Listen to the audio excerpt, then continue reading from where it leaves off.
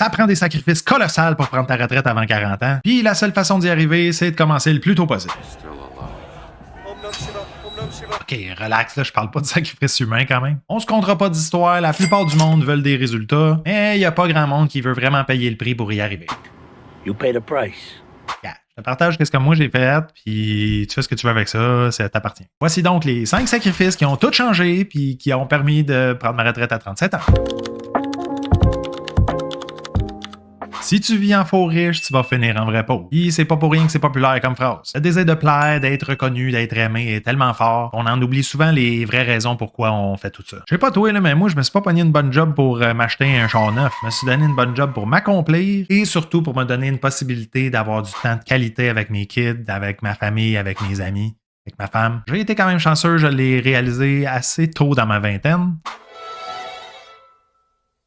OK, plus fin vingtaine, mettons. J'ai catché que si j'étais pour me bâtir un montant de cash puis une liberté pour pouvoir prendre ma retraite avant 40 ans, il fallait que je fasse une croix sur le paraître. Vous savez déjà parce que j'ai mentionné déjà plusieurs fois, mais j'ai conduit des vieux chars usagés toute ma vie. En fait, j'ai jamais eu un char neuf de ma vie. J'ai jamais eu le nouveau iPhone, toujours des Android puis jamais le nouveau modèle. 85-90% du temps, j'avais mon lunch, je mangeais dans la cafétéria puis pendant que tout le monde allait au food court, tu sais, c'était un building au centre-ville, fait que tout le monde allait au food court acheter de la bouffe, puis moi, je mangeais mon lunch. Pour le linge, même affaire. Quand j'étais gestionnaire, je m'achetais des suits, j'avais pas le choix, mais j'en avais pas 15, puis j'étais pas en train d'acheter des affaires super luxueuses chez Ernest ou peu importe les places trop chères. Là. Ah, puis by the way, j'ai pas de maison dans le sud comme le thumbnail. C'est un délire de AI, mon affaire. Là. Bref, tu catches le principe, une vie frugale, puis je me borderline foutais de mon statut social.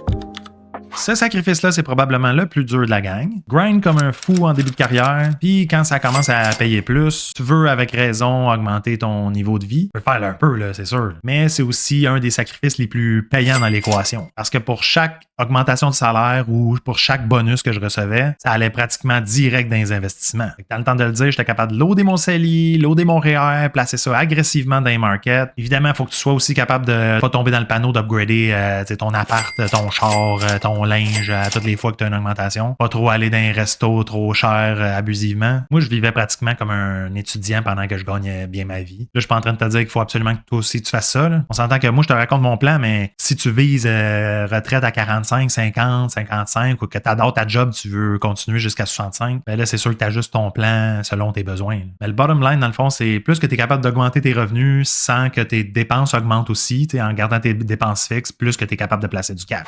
Obviously, Captain. Quand la journée finit puis que le week-end commence, on veut tous se payer du bon temps, là, puis avec raison. Thank God it's Friday.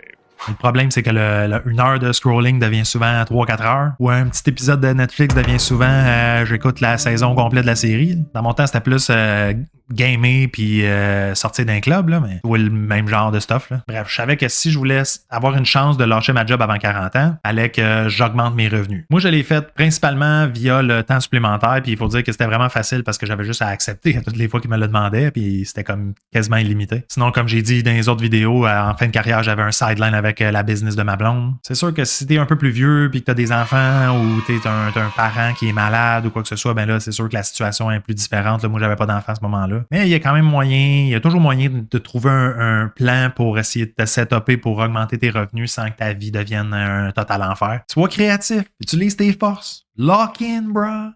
You gotta do this, bro. Ma liberté à 37 ans a été payée par ma sueur de 25 à 35 ans. T'sais. On se le cachera pas. Et où j'en suis maintenant, je peux te confirmer que je regrette pas pantoute d'avoir skippé sur une couple de niaiseries quand j'étais plus jeune, incluant des parties ou des sorties trop chères que j'ai dit non puis que je le regrette zéro maintenant. Évidemment, il y a toujours moyen de trouver un juste milieu.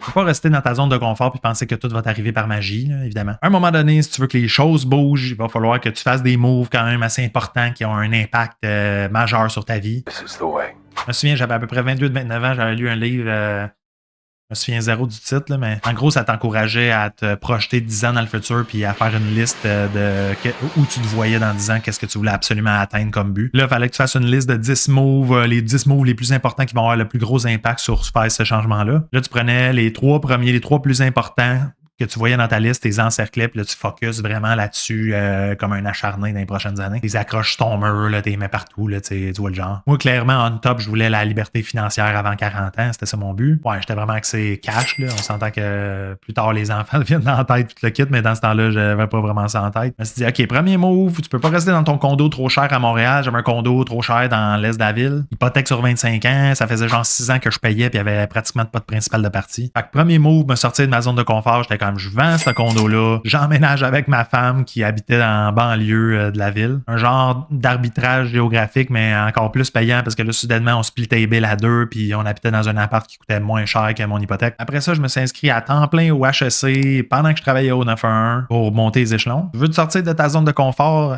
fais un shift à ta job, puis après ça, va faire des cours le soir. Là.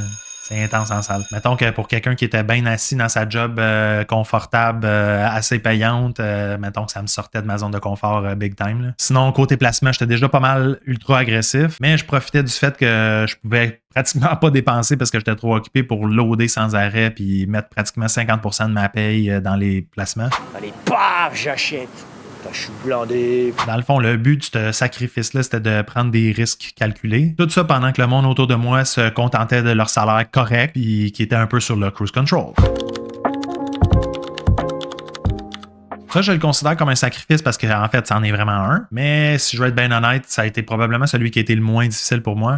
Easy money. Pas vrai, là. C'est vrai que plus jeune, je suis plus conscient du regard des autres. Ça arrivait de me questionner sur les commentaires que je recevais ou juste sur quelqu'un qui te dit hey, telle personne a dit telle affaire sur ton sujet, des affaires plates, là. Mais honnêtement, avec les années, plus que le plan marchait, plus que je m'en sacrais totalement. Le monde s'habitue aussi de ton mode de vie. Là. C'est sûr qu'au début, tes proches vont te trouver un peu weird, un peu fou.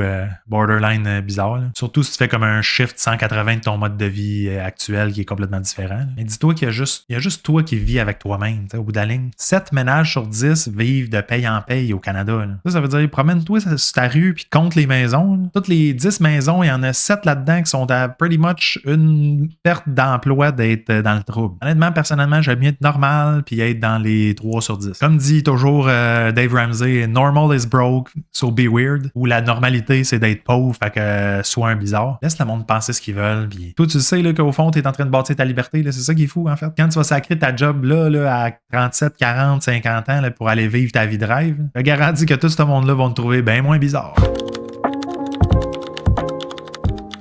Mais ça vaut-il la peine, tous ces sacrifices-là, au bout de la ligne? Là? Oui, vraiment. Ça dépend du monde, c'est sûr, là, mais j'ai jamais été aussi heureux, honnêtement, que depuis que je peux faire ce que je veux sans me soucier vraiment de combien d'argent ça coûte. Il est 9h le soir, je te fais une vidéo YouTube qui va me rapporter $0, puis je suis très heureux. Là. C'est sûr, je suis pas en train de vivre une vie de multimillionnaire assis sur mon yacht là, à être hors de contrôle. Il faut quand même que je contrôle mes dépenses. Là. Mais pour ceux qui veulent vraiment atteindre ça, je veux juste vous dire que c'est très atteignable. Je l'ai fait. Je suis un gars bien normal, avec une intelligence bien moyenne, puis je vous le dis, c'est très faisable.